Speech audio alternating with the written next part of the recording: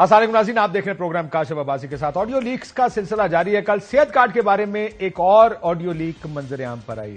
मरियम नवाज शरीफ साहिबा ने सेहत कार्ड को रोकने की एक बात की शहबाज शरीफ साहब के साथ। उन्होंने कहा उसके पल्ले सिर्फ एक चीज है, अगर इसको रोक दिया जाए, और उन्होंने भी कहा कि फंड्स ना करके इसको रोका जा सकता है।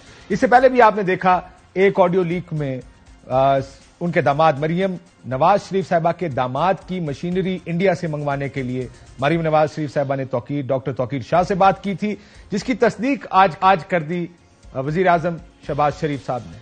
अगर आपने एक की तस्दीक की, इसका मतलब जो भी ऑडियोज आ रही हैं, क्या तमाम ऑडियोज दुरुस्त हैं?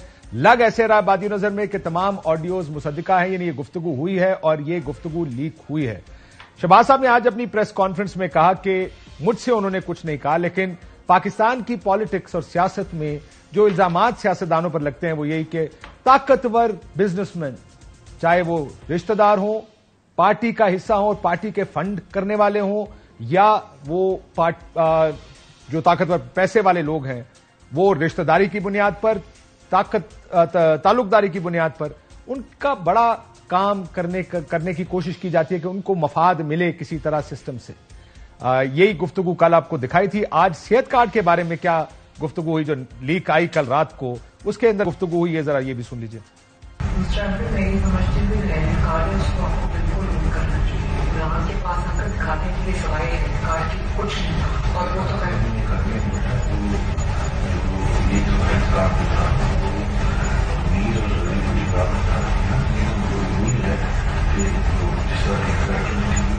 लेकिन हमने ये नहीं किया था। अगर आपको याद है, हमने तो उसको अंडर $2 नीचे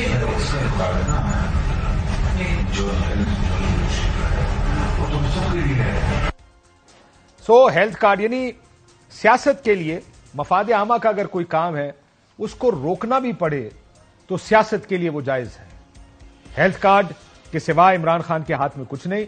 अगर गरीब को इससे फायदा होता भी है तो इसको रोक देना ही ठीक है। जब आपकी लीडरशिप अपने वजीर आजमों को और लीडर्स को ये मशवरा देगी और आगे से कहा जाएगा हां अगर हम फंड्स की कमी की बुनियाद पर ये खत्म कर सकते हैं, तो सोचे सियासत के लिए इस मुल्क में क्या होता।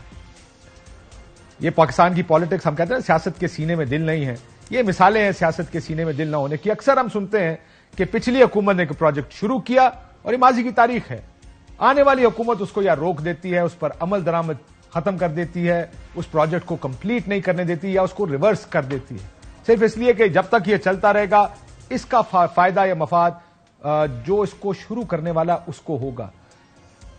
पिछली ऑडियो जिसमें मशीनरी लाने की बात की, जैसे हमने पहले भी कहा, मशीनरी लाने पर पाबंदी है, हिंदुस्तान के साथ ट्रेड नहीं हो सकता, लेकिन सिफारिश करना और इस तरह अगर, तो अभी तो ये कहा गया कि इसहाक डार साहब को आ लेने दें, ये इसका बड़ा फ्लैक मिलेगा, लेकिन जो ग्रिड स्टेशन था वो सिस्टम में डाल के अगर किसी का काम साल में होना है तो ये हफ्ता 10 दिन में ये काम हो जाया करते हैं। ये फायदा होता है उन लोगों का जो पॉलिटिकली कनेक्टेड होते हैं, जो पार्टी की फंडिंग या तो रिश्तेदारी है या पार्टी की फंडिंग है या पॉलिटिकल पार्टी के करीब हैं, उनको ये मफाद मिलते हैं। बहुत सा इल्जाम इस हुकूमत के आने के बाद यह भी लगा कि आरिफ नकवी साहब को कुछ मफाद के इलेक्ट्रिक में दिए गए, इमरान खान साहब वजीर आजम थे और उसको जोड़ा गया, वो जो फंड उनकी पार्टी के लिए आया था कि उसकी वजह से के इलेक्ट्रिक के अंदर उनको भी मफादात दिए गए थे। दूसरी तरफ इसहाक डार साहब कल वतन वापस तशरीफ लाए। वो फाइनेंस मिनिस्टर के तौर पर गए थे, फाइनेंस मिनिस्टर के तौर पर वापस आए हैं। 27 जुलाई 2017 को पैनामा के फैसले के बाद उनके ऊपर आमदन से जायद असासे रखने का इल्जाम था और 8 सितंबर को रेफरेंस उनके खिलाफ दायर किया गया। 16 सितंबर 2017 को इसहाक डार साहब वजीर आजम शाहिद खाकान अब्बासी साहब के तैयारे में बैठकर पाकिस्तान छोड़कर गए और कहा गया वो बहुत बीमार हैं। उनकी बीमारी की कुछ तस्वीर भी उस वक्त, ये आप अपनी स्क्रीन पर देख रहे हैं, बहुत बीमार थे। पिछले 4 साल में मुतअद्दिद बार उनको साबिक वजीर आजम नवाज शरीफ साहब के साथ देखा गया, चलते फिरते नजर आए, पॉलिटिकल मीटिंग्स का हिस्सा रहे, लेकिन जब भी पाकिस्तान वापसी की बात हुई उन्होंने कहा डॉक्टर्स इजाजत नहीं दे रहे। ये बीमारी भी बहुत अच्छी थी, जो फाइनेंस मिनिस्ट्री आते ही बीमारी भी ठीक हुई, वो चलने फिरने के काबिल भी हुए, वो पाकिस्तान वापस आने के काबिल भी हुए। 21 नवंबर, जब मैंने कहा 16 सितंबर को वो पाकिस्तान छोड़कर गए, 21 नवंबर 2017 को एहतसाब अदालत ने उन्हें मफरूर डिक्लेयर कर दिया था। 23 नवंबर को उनसे वजारत खजाना का कलमदान वापस लिया गया।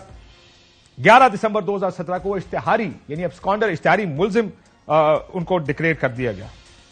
डिप्लोमेटिक पासपोर्ट उनका कैंसिल हुआ। 7 नवंबर 2021 को इसहाक डार साहब की गुलबर्ग लाहौर में वाक़ राइशगाह को नीलाम करने का हुक्म दिया गया। बाद अब आपने देखा कि उनके जो दायमी वारंट गिरफ्तारी थे वो मुअत्तल किए गए और अब वजीर आजम के ही तैयारे में बैठकर इसहाक डार साहब कल रात पाकिस्तान वापस आए। हमारे सियासतदानों की भी कुछ खूबी है, बड़ा दिलचस्प है। मैं ये मानता हूं कि नैब के केसेस इंतकामी कार्रवाई के तौर पे भी बनते हैं। बहुत से केसेस को हमने भी देखा, जब देखते थे तो नजर आता था कि इसमें मवाद कम और इंतकाम का अंसर ज्यादा है, और इसीलिए बार बार बहुत से लोग ये कहते थे कि ये शफाफ एक अमल होना चाहिए, गिरफ्तारी का अमल भी शफाफ होना चाहिए। केसेस बनते कैसे हैं, किस तरह बने, कौन उसको अप्रूव करे, एक शफाफ अमल के तहत ये काम होना चाहिए। लेकिन अब अगर केस बन गया, वो मफरूर डिक्लेयर हो गए, तो ये अब हमारी सियासत की खूबी है। और खूबी ये है कि हमारे लोग, जो अभी मैं बिलावल भुट्टो साहब को सुन रहा था, अमेरिका में थे, जमहूरियत के नारे लगाते हैं, हर जब मौका मिलता है इज्जत देने के नारे लगाते हैं, बरतानवी और अमरीकी जमहूरियत को कोट करते हैं।